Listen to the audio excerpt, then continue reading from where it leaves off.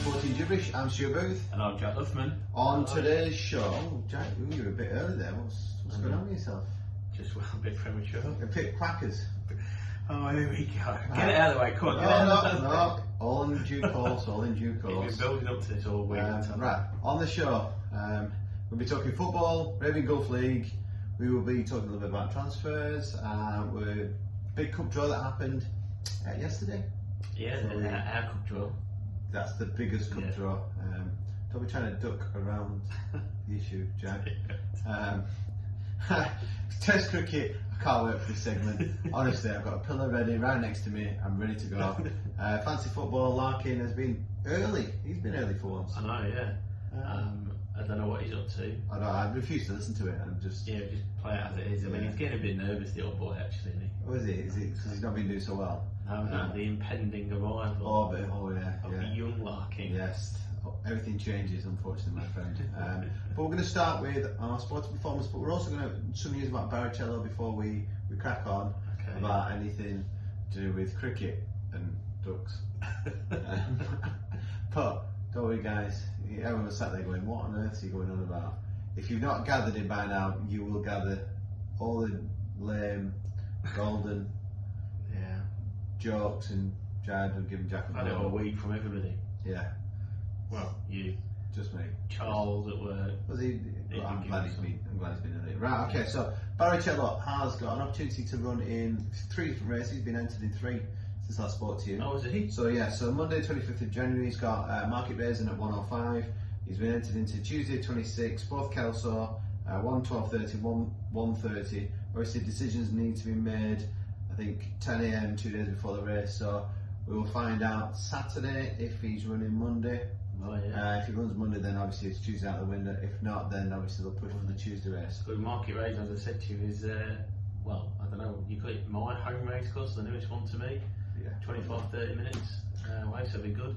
Unfortunately, you got snowed off last week, wasn't it? Yes. How's it? What is the weather like near your neck of the woods? Oh, I think very wet. So the ground will be heavy. Heavy. I believe it's either snowing or raining everywhere in England. Yeah. It's a bit chilly here though, isn't it? Yeah, it's like 20, 60. I was saying to the students today, like, with jumpers, I was like, listen, if it was 20 something degrees in England, people are walking around with tops off. Oh, yeah, exactly. Like, and they're adding jumpers on. Yeah, and get them wife beaters on. Yeah. It's although the fog's been quite chilly and a bit gloomy. You wouldn't know in your car, would you? I'm like riding my bike every day. Oh, that's not my fault. Trying to lose a bit of timber. Christmas timber's on its way out. But yeah, Barrichello's playing, and we're both back to sporting ventures this week. So I think we're going to delay yours a little bit longer. I knew you would say that. So we actually played last night. Really hard game. So if you remember, the last game of the season we had to win the league. Unfortunately, we lost to Dubai FC. Lost 4-1, losing the league in the process. Dubai FC winning the league. First game of the season, who do we get drawn against? Dubai FC. So first game, we've not really kicked a ball since the last game, which was about the 10th of December. So it's been a long time. And I mean, I'll tell you, they were meant to have a training session last Sunday, but they called it off because Liverpool Man United were. Yeah, Liverpool Man United to run, so we avoided the training session. But we did really well last night. Started off slightly different team to what we played last time. They had majority same players. We had a few different lads. In new goalkeeper, played really well. 1-0 up. Ball came back post, nodded it back in. Graham runs onto it, just taps it in. Assist. Then they score from a little bit sloppy play from us in the middle of the park. We just changed. We had a rotation of players, and we kind of rotated our midfielder in, and he just hadn't quite got to grips with where he should be. Got caught, and then they've gone and punished us. 1-1 at half time. And then second half, we've created so many good chances. Their keeper's had an absolute worldie. Greeny, the gaffer, has come on and scored probably the worst hit shot of the night, but it was one of them that just goalkeeper couldn't adjust himself. What do you say that sometimes there is a phrase, you can hit it too well? Yeah. We saw that Pogba in the week, he did that one too well. Definitely. Liverpool, he smashed against Alisson. But Greeny's not caught it very well. Even though I said to him, I went, how's that gone in? You've not even hit that well. And he goes, it was a great strike. It wasn't really. But yeah, it finished 2-1. So great result for us. First game of season, big win. it's interesting because a few more teams that are normally in our league have entered. So Irish have put a team in, and there's another team called Slugs as well that have entered in. So Irish were second in our division, Dubai FC were third in the 11-a-side, and Irish spanked Slugs 15-2 in the opening game. So either Slugs are really bad, or Irish are really good. Or Irish are really good. So should make for interesting viewing in the next few weeks. And our other team won as well 4-2 last night. So good start for the All Stars. Good work. It was a tough game. You were struggling a bit last night when you were afterwards. We were training last night. So we decided to both meet up for a quick blackcurrant and orange. You had orange, I had blackcurrant. Saw a couple of girls in there from our school as well. I had a chat with them. But yeah, it was struggling then today. I feel a bit like I've been bitten with a baseball bat a little bit. Bit leggy, but always. Anyway, what's the next segment of the show? The next segment of the show is Jack's performance at the weekend. So if I just remember rightly, if we go back, he sets himself a goal of average of 40 for the season to qualify out the group, and then it's anybody's game at that point. It was to finish in the top four. Finish in the top four, batting average of 40. Jack, how did you get on? We won easily, convincingly, so you can't beat that. So, yeah, more than happy. What's next? Was that a golden duck that just walked past? Yeah. So anyway, we were chasing under. I don't even know what it was. Why are you all sad, Jack? It's okay. Just turn on. It's alright. And I got first ball of earnings, bowled. Have you seen the picture? That's the best thing about it, isn't that?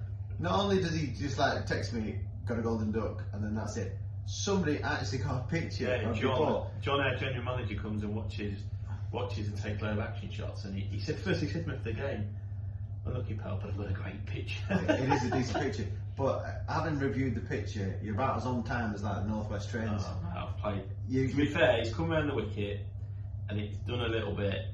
But I'm too early on it. And talk about watching. I think I watched the ball properly. I'm thinking he's going to bowl in short, because when we played him before, the guy who opened the ball in just bowled everything off it in the wicket. So it was a decent enough ball first up, but not good for me, I'll admit it. But we won, team's performance is more important. And we play tomorrow. That's what all crap players say. We play tomorrow against Wombats Black, so big game. It is, because you kind of put yourself under pressure now. So tomorrow, in order to get your batting average up, you've got to hit 80. Yeah, 80 plus. Wowzers. So no pressure from you, Jackie boy. We'll see what happens, but interesting. Winning starts, that's the main thing. Okay, whilst we're on the topic of tricky cricket, I see I've already started to go already. Right, let's get on with it. Test match. Jack thinks it's all back. It's all lovely here. You're one of them who said, and I appreciate for the untrained eye, that T20 things like that are more exciting and more accessible for everyone. Do not disagree with it. But there's been sort of some talk for a few years, I think, that Test cricket is dying, it's on its last legs, nobody wants to watch it, blah blah blah. And I think this last week it's shown that it's absolutely alive and kicking. We'll take the England Test match first, who in the end won quite comfortably in Sri Lanka, but not without a little bit of a stumble, a bit of a choke over the line when they're only chasing 60 odd to 70 odd to win, and 15 for 3, and after Sri Lanka fought back wonderfully well in their second innings. Is this after you called them selectors out for not playing the correct bowlers? Yeah, I've noticed that they've picked the team for tomorrow, so the next team, and Anderson and Boyle have just switched, so it's clearly a rotation policy. I don't know whether we agree with it or not, I'm not so sure, but anyway, they won the Test match, and that was really exciting and showed that people were interested. Obviously there's not anybody, no fans in the ground and things like that at Gaul. In Sri Lanka, we're good win for England, but obviously in Australia, I think you've got to put it in perspective that India in the first Test match got bowled out for 35 with Virat Kohli, the best batsman in the world, got bowled out for 35, lost the Test match. They ended up winning the series without Kohli, without Bumrah, without Ashwin, without almost their B side, if you like, chasing 300 and something plus second innings earlier this week, and they get home by 3 wickets to win. In Australia, unbelievable in the tents, and I think everybody by used to, even at work, I know everyone at work this is unbelievable. Cookie's texting me going, they're going to do it, and they did, and I think it just showed that T20 is brilliant, it's an entertainment package, wonderful abilities on show. He's developed the game beyond anything, taken the game to other parts of the world. So guys like Rashid Khan in Afghanistan and Lamashani from Nepal are earning big money because of the T20 format. But you can't beat Test cricket. It's like a drama that unfolds day It's like EastEnders after day, Ricky after day after day, and you never know how it's going to end, Stu. Yeah, well, it sets up for a next interesting one when England play India at some point, don't they? Yeah, so actually we played Sri Lanka this week, next 5 days, starting from tomorrow or today or Friday when you guys listen to it. And yeah, then we go straight to India almost straight after for a 4-match test series, so that set up nicely. Yeah, just any concerns about COVID in India and the players? Are we still going full tilt ahead? I think it's still full tilt ahead. I think I don't know what hell has gone on, because obviously up until a few weeks ago it was rife or whatever, but obviously there'll be bio bubbles and all that kind of jazz. And I think they're going to some of the far-reaching towns rather than the bigger ones, I think, and cities. But yeah, hopefully everything's alright, everything's safe, and it sort of gets sport like any other sport keeps moving on now, because that is poised to be quite interesting. Actually. I was going to say early predictions. I think England might win the first Test match, but I think they might lose the series in India. I think India, if they get all the players back fit, or as well as this B side have done, or some of the newer players, younger players, I think if they get their best players fit, Kohli will obviously play because he's been on paternity leave, that's why he left the tour. And Ashwin and Jibberish, if they get them fit, then they're a good side on their own soil, on their own patch. Just as England are, because England play India in England in the English summer, so I can see them swapping series wins. I think big home advantage with the different conditions, but it's alive and kicking, Stu. You know, we'll have a day watching it over the weekend. What do you reckon? You have plenty of stock in your house if we're going to. Yeah, plenty. And pillars. Yeah, okay. I'm plenty. Up for Jack. Good lad. I want it. Right, proper okay. Sport. Yes. Back onto the proper sport. Arabian Gulf League. Interesting. So we had Pedro Arni pretty much gave Al Jazeera a big up, saying that they were going to go on and potentially challenge for the league. And then what happened? Got done, didn't it? Got spanked 3-0. Bye. Down in the bottom? Yeah, lower down. So I'll just run through the results. Hatta lost 1-0 to Al Ain, expected. Sharjah continued their role, beating Cal, but only 1-0 though. It looks like Jose Mourinho's in charge of that. Does it? 1-0. Yeah. 1-1.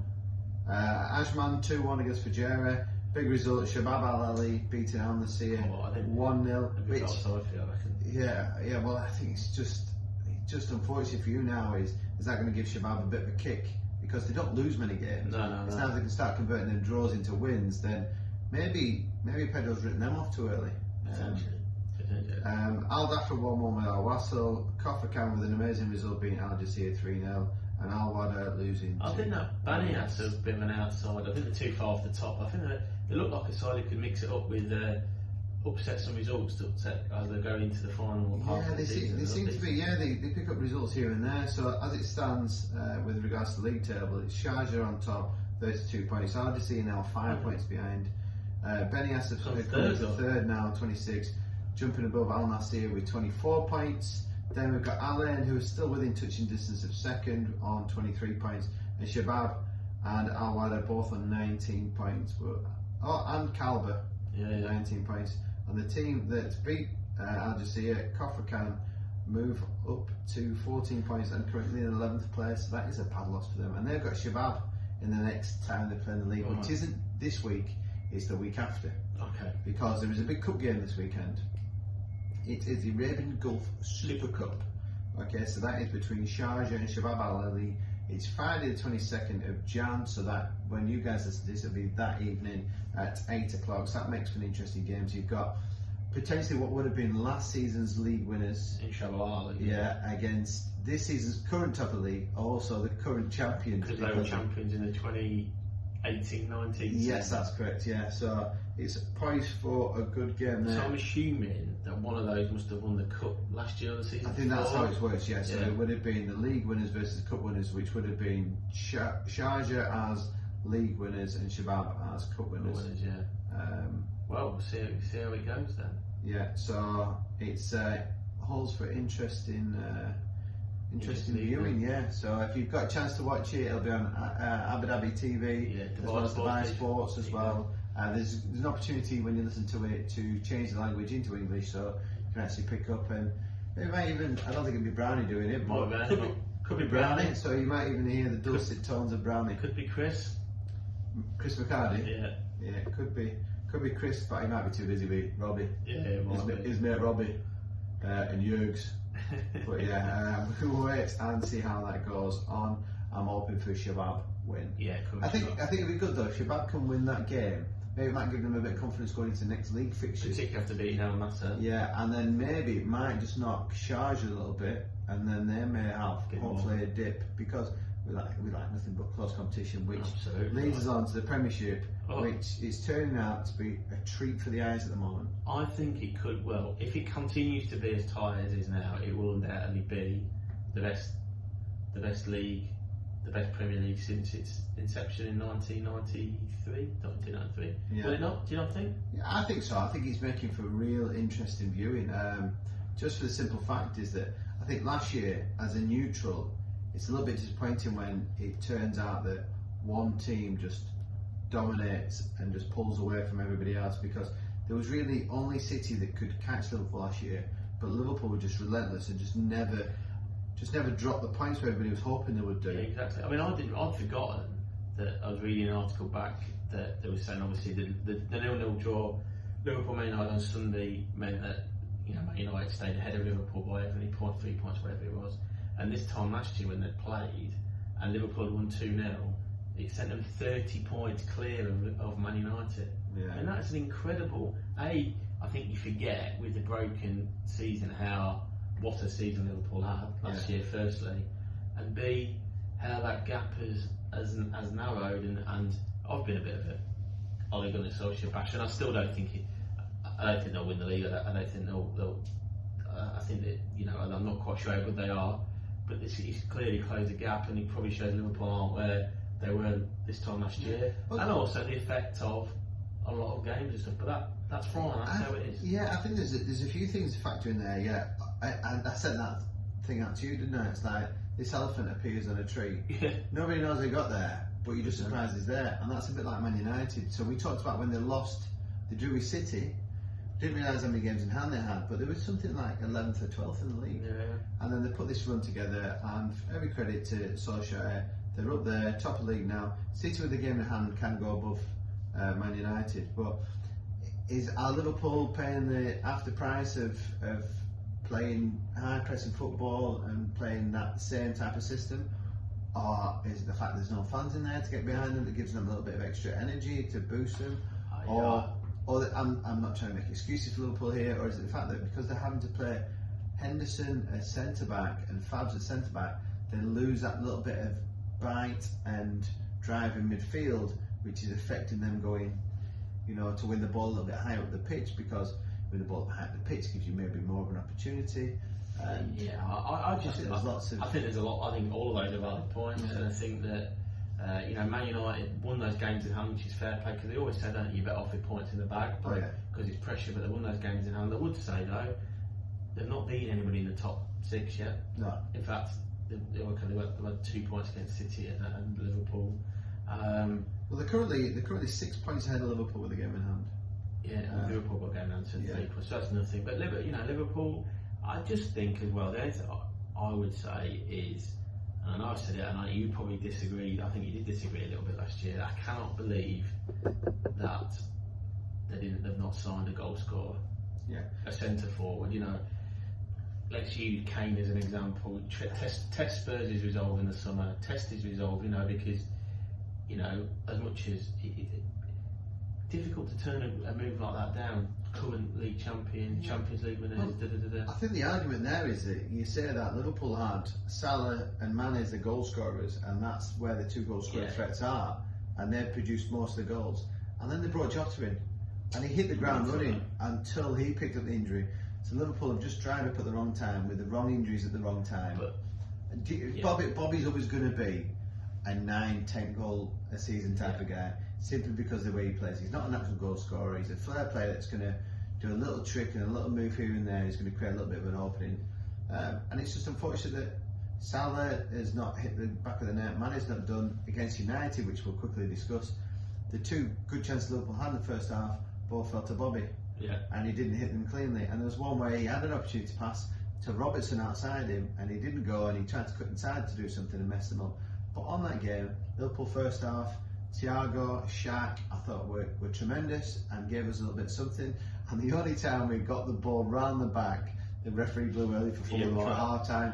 And I'm like, unbelievable, because it was, I think they opened up and they played it, wasn't it? It was Mane. No, it was on the shoulder. Mane was on the shoulder of Lingard, not Lindelof, and it was a foot race. There was only one winner there, so that would have been interesting. But as soon as that ball was played, as he set off, the whistle went, and I looked at the clock and I was sat watching it with Harry. I was like, still 10 seconds left of this half.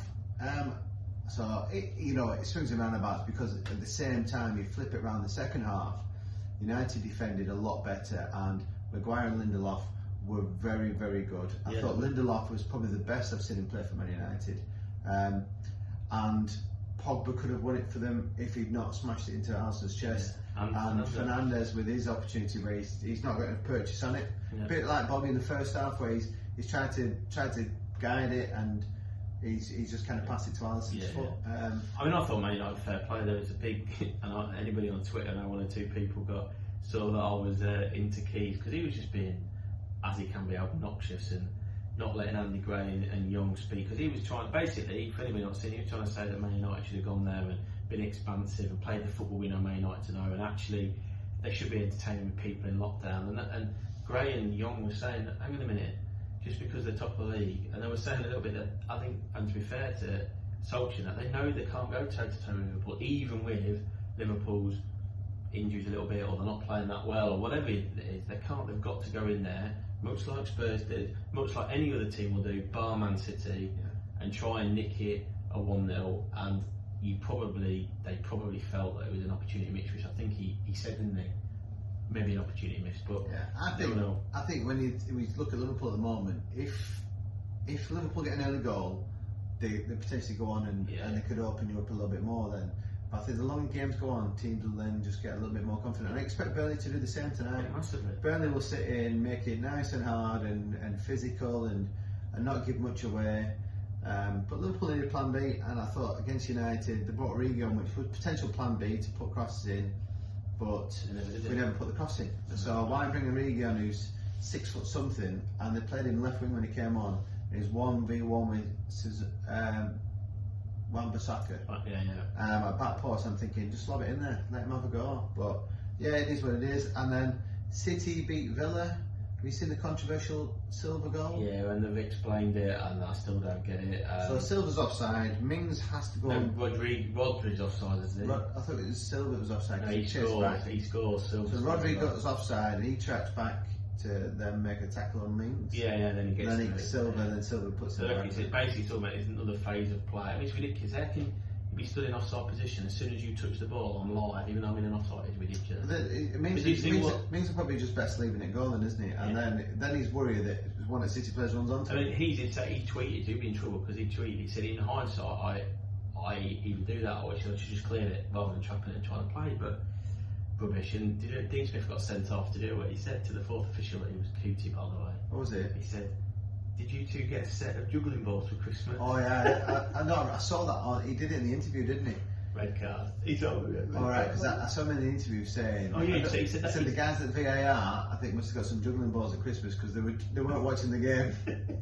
but back to City. I said, I think 3 or 4 weeks ago, they're the team to beat. Yeah, well, they've won the last 5 games, so they're the current informed team. Man United have won 4 and drawn 1. Leicester have won 3 and drawn 2.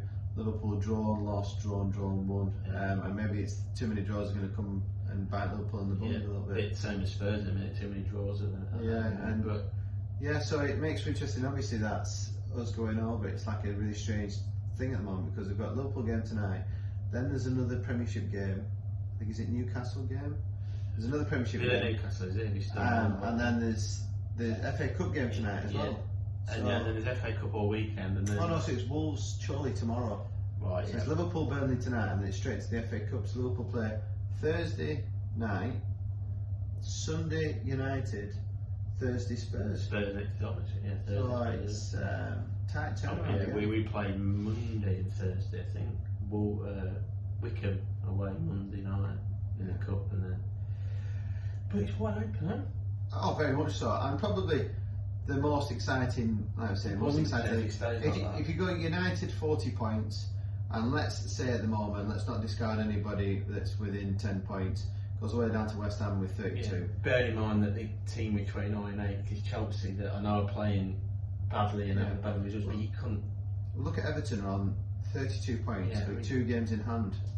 So that would put them only 2 points behind United and win them 2 games. I think it's really good. You know, you want your side to do well, of course you do, but it's really good. It's nice and open. Yeah, the only other one I really want to talk about is this league. I think Sheffield United Cup, where they're beyond.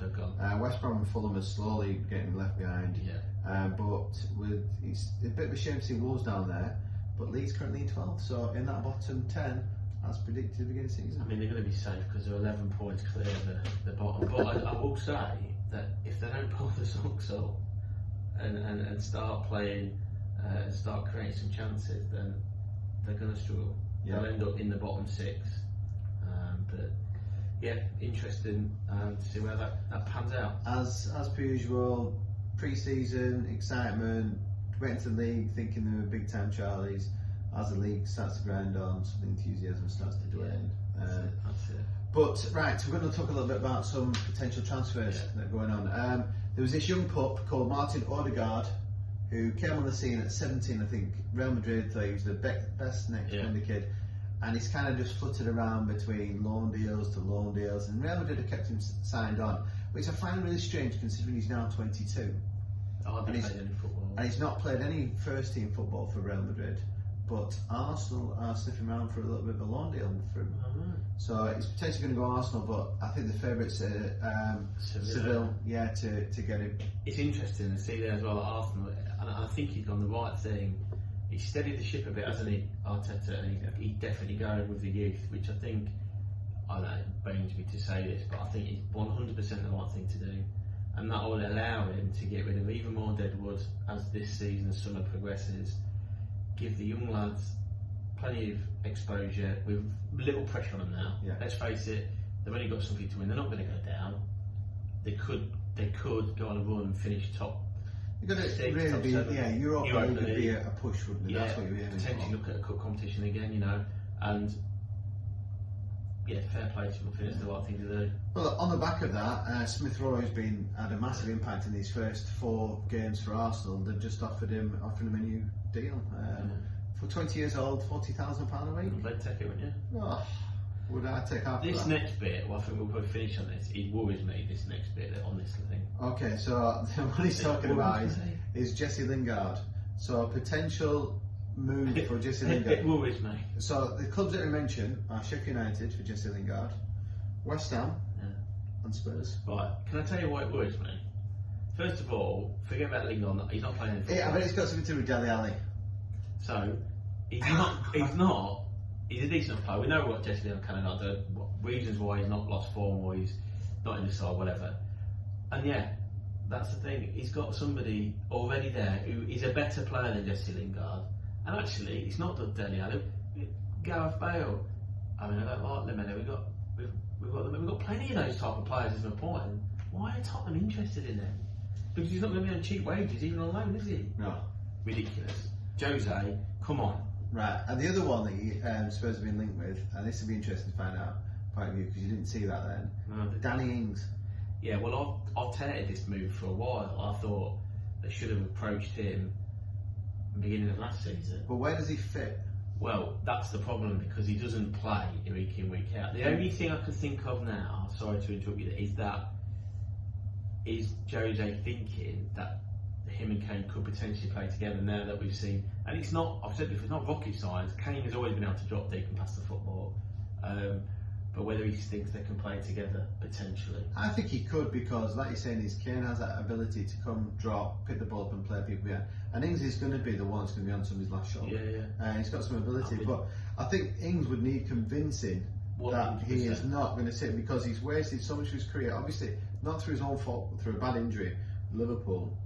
And then when he came back from his injury, he had to try and contend with the front three Liverpool got. So he was never getting a sniff at that point. It's strange, isn't it, how we talked earlier about how they could do with the goal scorer. He's your man. If Danny was still at Liverpool this season, he'd be playing, and the games that we've drawn, we would have won, because that goal he scored against us, just a phenomenal finish. That's a natural goal scorer that's in them positions. And Bobby, as good as he would try something like that, but it may only come out 2 or 3 times. Yeah, exactly. In terms of Ings, fair play from at Spurs. Be like you say, you're 100% right. He's not going to go somewhere, wherever it's Spurs, Liverpool, wherever, where he's going to sit on the bench. Yeah. He needs to be the first choice, number 9. Yeah, I think so. Right, okay, Jack's rant. Okay, we've got two different things. 2 points. So, do you want me to start mine and you can follow suit? We'll discuss yours first, and then we'll go for mine. So my point is, and I did put it out on Twitter on my own account, is this, and I'll be interested to know what it is. So Gareth Bale, massive news for Spurs fans in the summer, huge, brilliant, everyone loving it, and as was I. I will say that there was no way that I was expecting to be the Gareth Bale that left Spurs 8 years ago, or even was playing for Madrid 3 or 4 years ago. Reason why? Because let's be honest, for whatever reason, Real Madrid have treated him not particularly well. He's not played hardly any football, and that's, they don't care how fit you are, how good you are. If you've not played regular first team competitive football, it's very tricky.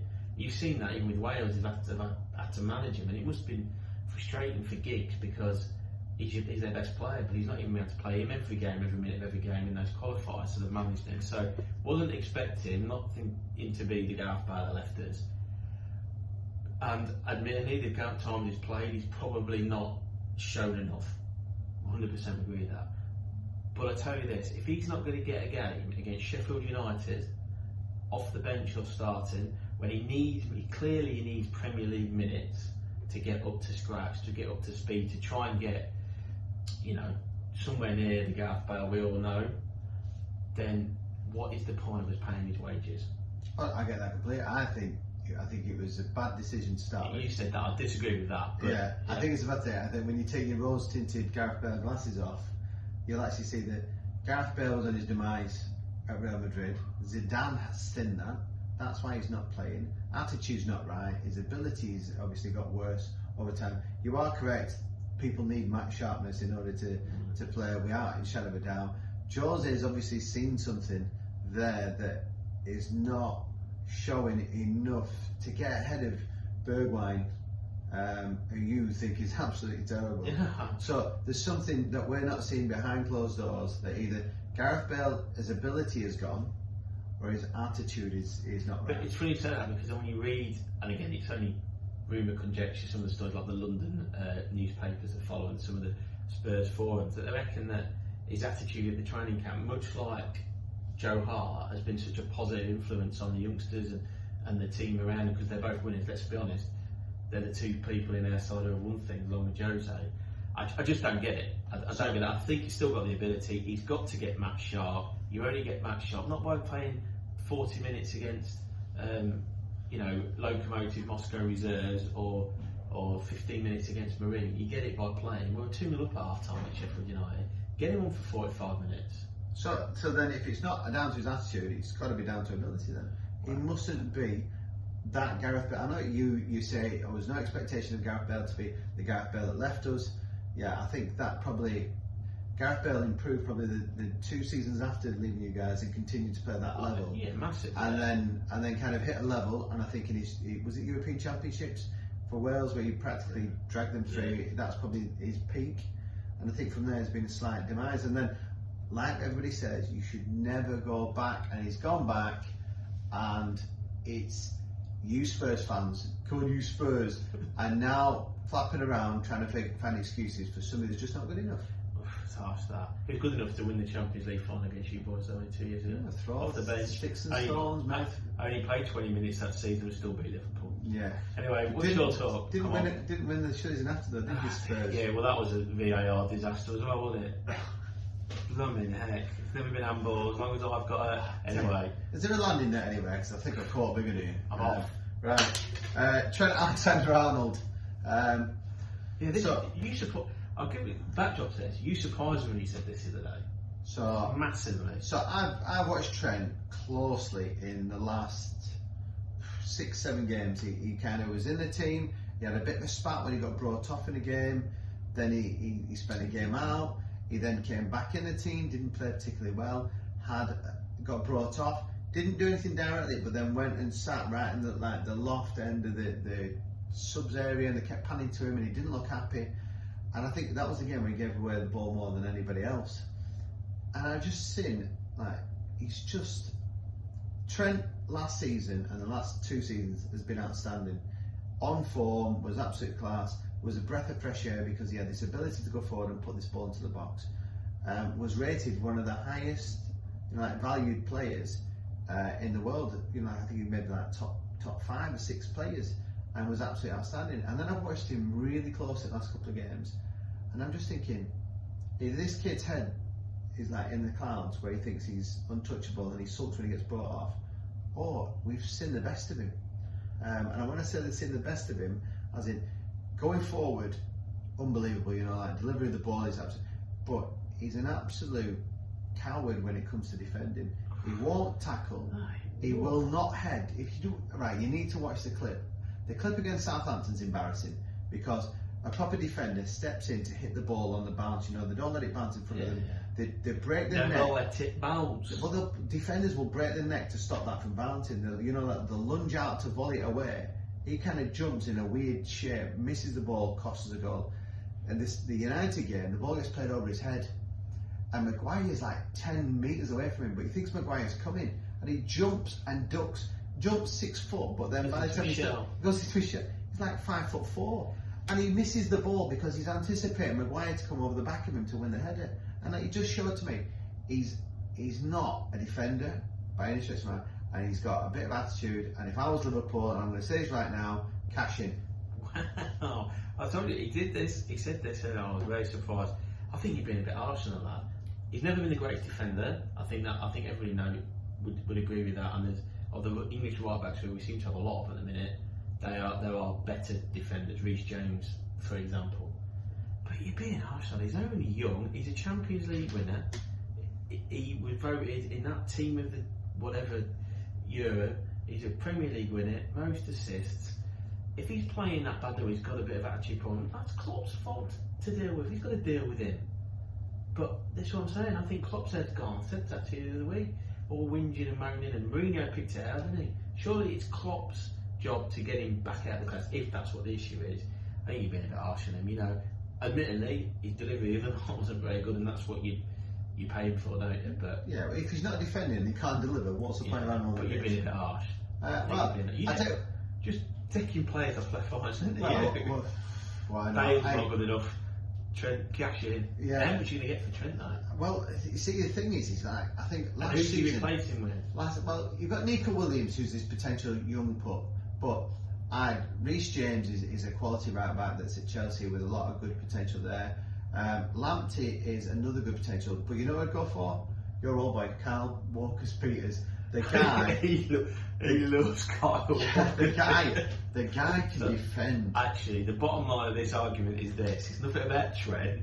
It's about his mate Kyle Walker-Peters. That's what it is. I've got no affiliation with Kyle Walker-Peters. Really? I don't even know him. What he should be saying is that Firmino's not good enough, but you can't put Kyle Walker-Peters up front, so you're just taking out and Paul Trent. I think you either move Trent's position because he's not a right back, and you go and get a defensive right back in there, because at the moment we're all over the shop at the back. Henderson is trying his hardest to cover. Fabs has been brilliant. Robertson is unbelievable. And you look at talking about England are blessed with right backs. Scotland's best 2 players at left backs. Yeah, one's going to have to play at left centre, left wing back, left wing. But yeah, I just think that for Liverpool and Liverpool fans, you need to look at that and really analyse him. I know he's a homegrown talent, he's a Liverpool lad. And he is young. But you've got to look at performances and what he's going to contribute to the team. And if you're not going to move his position, I think you should cash him. Gee, I feel sorry for Harry. This lad's won bed left the middle of me, you're bombing him. Yeah, he's going. He's out.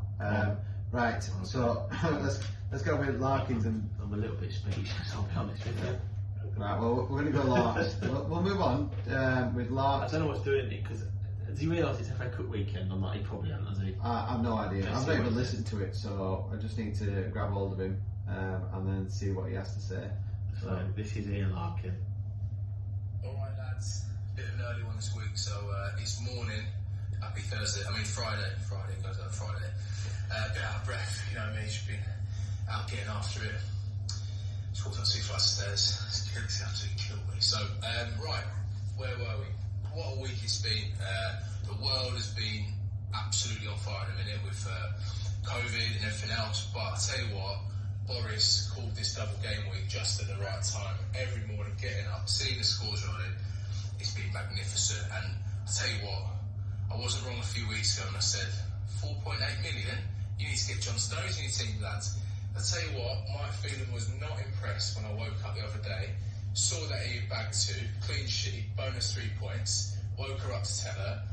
She went from being Mike Phelan, my lovely number 2, to more like Daenerys Targaryen, but absolutely crazy. I'm talking Daenerys Targaryen season 7 or season 8, not season 3, season 4, season 8, where she's just torching everything. Spoiler alert there if you've not seen that season, but just in the nutshell, she just burns everything down, goes nuts, burns John's tea and he does her in, unfortunately.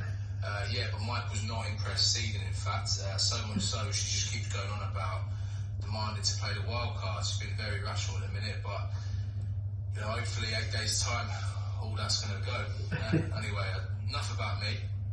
I know where I'm really going with this week, but I suppose Targaryen, German, one of the best to do it over at City, Gunn Logan, where his name is. I'm looking. I don't think he's not related to Gabby.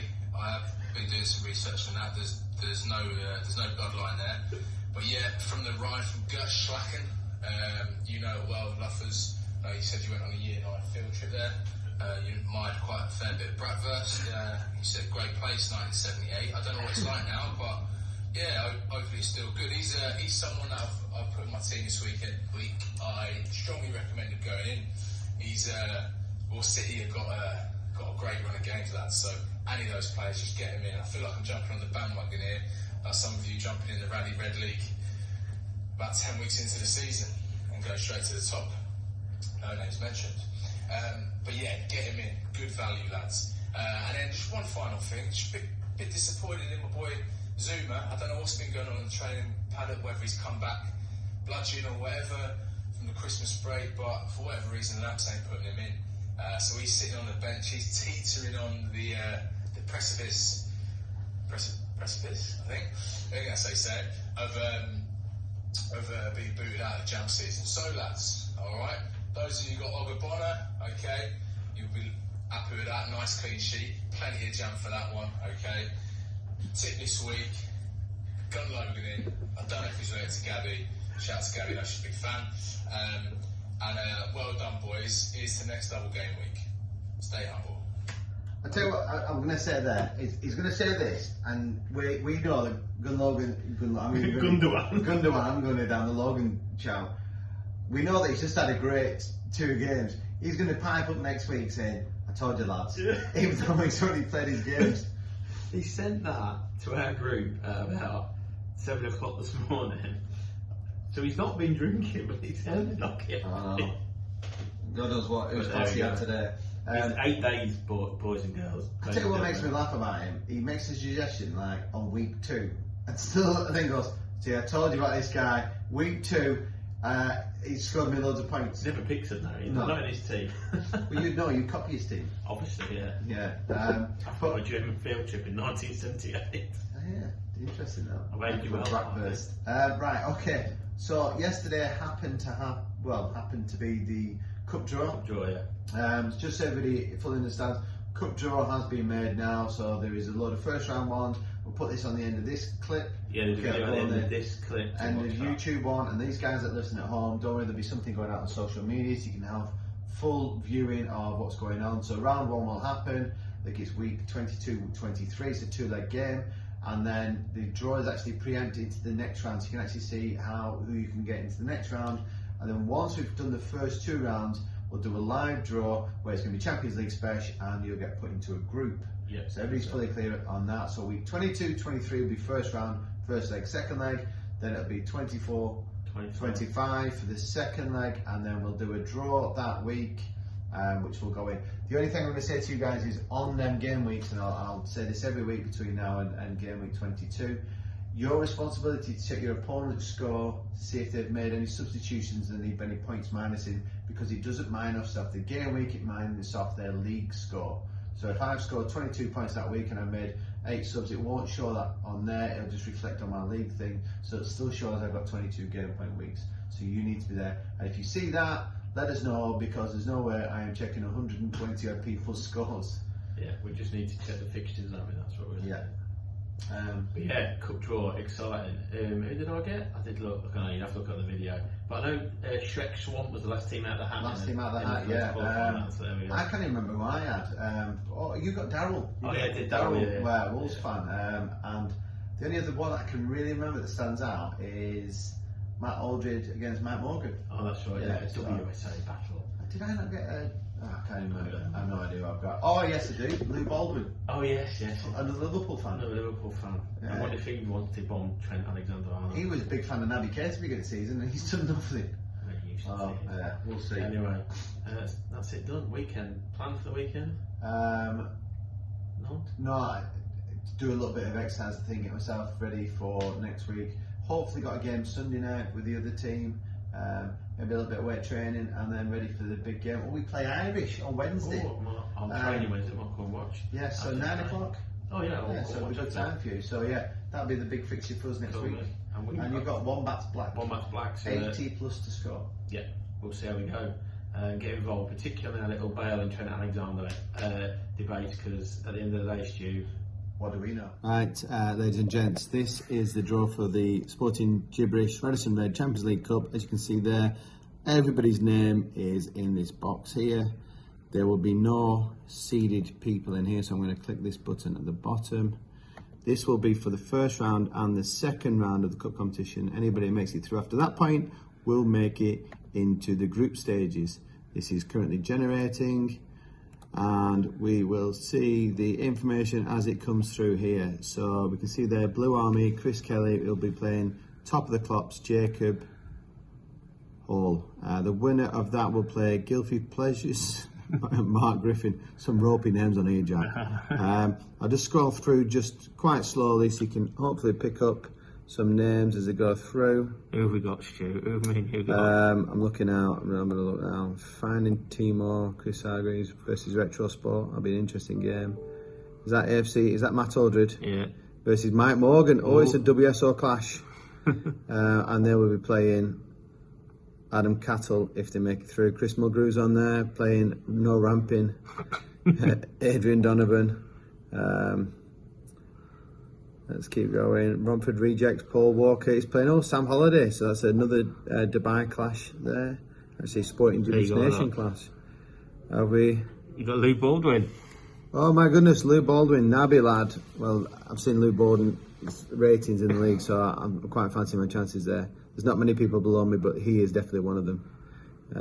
As we keep working our way down, looking for Jack now. Jay Thomas is there. Oh, it's tension. Tense this.